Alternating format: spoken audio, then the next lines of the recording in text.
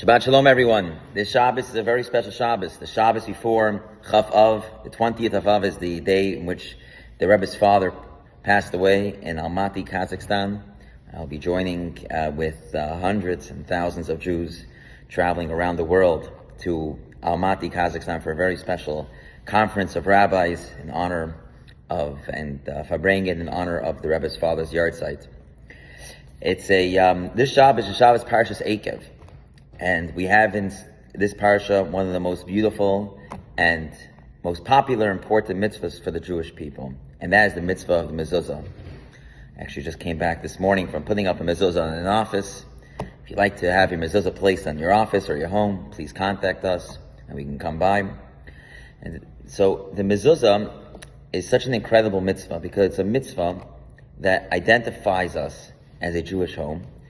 And it reminds us as we walk outside. You know, there used to be a saying in the German Jews would have a saying that Yiddish in the Heim, you're Jewish in the home. Outside, you have to be like everybody else. And so the mezuzah reminds us as we're walking outside, it's placed on the door. And so it reminds us as you walk outside, how you are in the home is how you have to be outside. How you are inside is how you have to be outside. You know, last night we celebrated with 400 young Jews for our white party. And that's really the theme of Tu B'Av, which we celebrate this past week.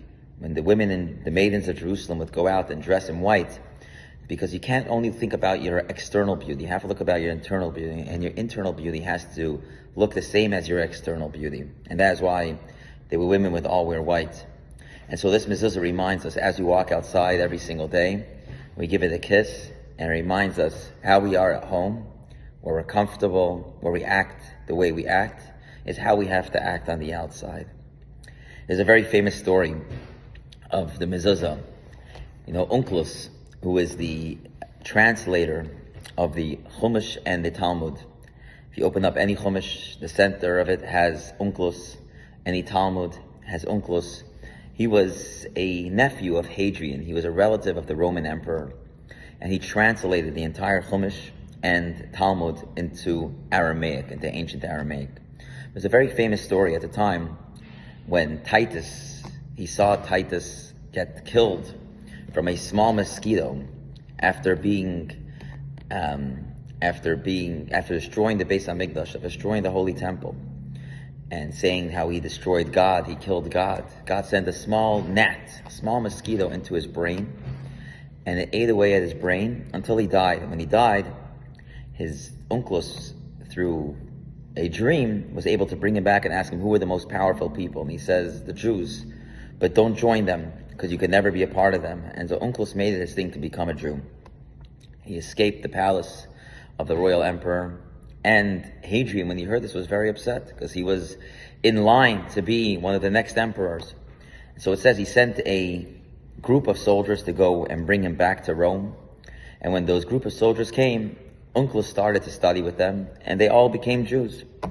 So Hadrian sent another group of soldiers, and he gave them very strict instructions. And those instructions were, do not talk to Onkelos, just go there and bring him back. And as they walk into the home, Onkelos realized what was going on. And so he turns around to them and said, you know, I know my uncle, the emperor, said you can't have a conversation with me. But I just want to ask you a question. You're the soldier, you're carrying the lamp for the captain. The captain's holding the lamp for the general. The general's holding a lamp for the emperor. Who does the emperor hold the lamp for? And so they responded that the emperor doesn't hold a lamp for anyone. He's the highest of levels. And so Onkelos then explained, well, the Jewish people, when they left Egypt, even though God took them out of Egypt, he led them with a fire. And so if God can lead them with a fire, the Hadrian, the emperor, must answer to someone. And to that, they all converted to Judaism and they didn't return to Rome.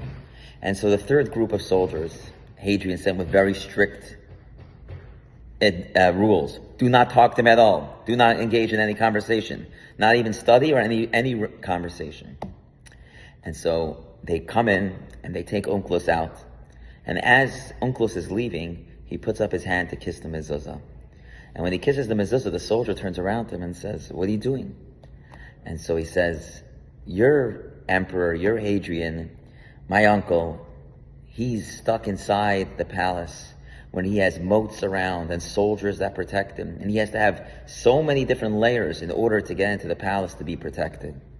Whereas my God, he stands outside to protect me." And when they hear that, they all convert to Judaism and they never return to Rome.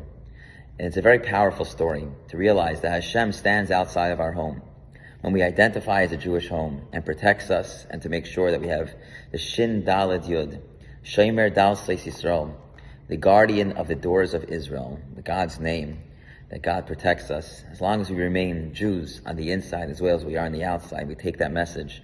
For sure, God will grant us all the blessings of a beautiful home, internally and externally. Shabbat Shalom, everyone, and we'll see you tonight, 7:30.